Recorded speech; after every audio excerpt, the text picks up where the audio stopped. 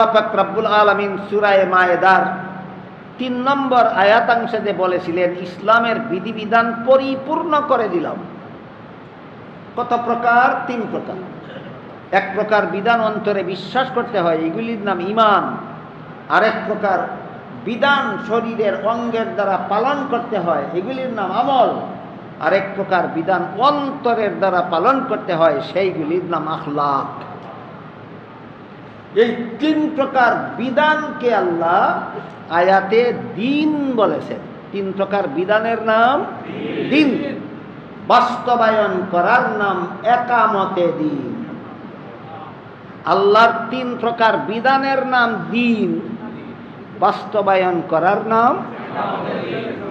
কারণ আমি আল্লাহর বিধান মতো আকীদা পোষণ করি না, আমি ভ্রান্ত আকীদা পোষণ করি আর দাবি করি আমি একামতে দ্বীনের কাজ করি, দান্দাল। আমি আল্লাহর বিধান মতো নামাজ রোজা ইবাদত বন্দেগী করি না, দাবি করি একামতে দ্বীনের কাজ করি, দান্দাল।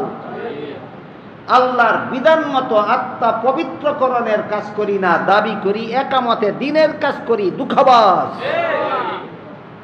সত্যিকারের একামতে দ্বীন হইল ৩ প্রকার বিধানকে আল্লাহ দ্বীন বলেছেন। ৩ প্রকার বিধান জীবনে বাস্তবায়ন করার নাম একামতে দ্বীন। বাস্তবায়ন শুরু হবে ৫ম শ্রেণীর থেকে না ১ম শ্রেণী থেকে?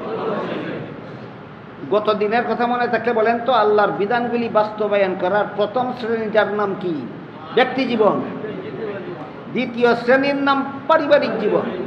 ৩য় শ্রেণীর নাম সামাজিক জীবন। ৪র্থ শ্রেণীর নাম রাষ্ট্রীয় জীবন। ৫ম শ্রেণীর নাম আন্তর্জাতিক জীবন।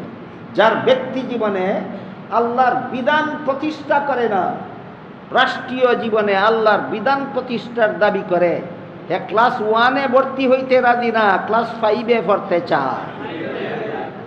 ক্লাস 1-এ ভর্তি রাজি না, কই ভরতে চায়? তোমার কপালে জীবনে কোনোদিন লেখাপড়া জুটবে না। পাঠশালা পাস করতে হইলে ক্লাস 1-এ ভর্তি হতেই হবে। 1 পাস করো, 2-তে যাও, 2 পাস করো, 3-তে যাও, 3 পাস করো, 4-এ যাও, তারপরে 5-এ যাও।